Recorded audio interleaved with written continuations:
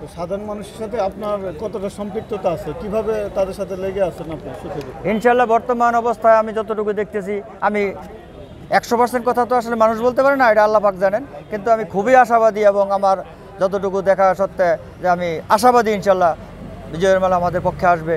আমি ইনশাল্লাহ এতটুকু বলতে পারি আপনাদেরকে। ভোট কি সুষ্ঠু হবে না গত ভোটের পরে যে বিশৃঙ্খলা হয়েছে কালীগঞ্জে, এরকম কোনো আভাস পাচ্ছেন? এরকম কোনো সম্ভাবনা আমি দেখতেছি না। আপাতত আমরা যারা মোটামুটি ক্যান্ডিডেট আছি, দুই পক্ষে যেটা দুটো বলছেন, আমাদের মধ্যে খুবই সৌহার্দ্যপূর্ণ একটা সম্পর্ক আছে।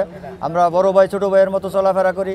আমরা কারো বিপক্ষে আমরা কোনো মানে দুর্নীতিতে বা কোনো সহিংসতামূলক কাজে লিপ্ত হওয়ার সম্ভাবনা আমাদের মধ্যে নেই। আমি অন্তত আশাবাদী যে আমার পক্ষ থেকে নেই। আমরা চাই একটা সুষ্ঠু অবাধ নির্বাচন, জনগণ যাকে ভোট দেবে সে নির্বাচিত হবে, সেভাবেই আমরা প্রত্যাশা করি। তো ভোটারদের উদ্দেশ্যে কি বলার আছে? ভোটারদের উদ্দেশ্যে আমার একটাই কথা, যে আমরা আপনাদের পাশে থেকে, আমি আপনাদের পাশে থেকে কাজ করতে চাই।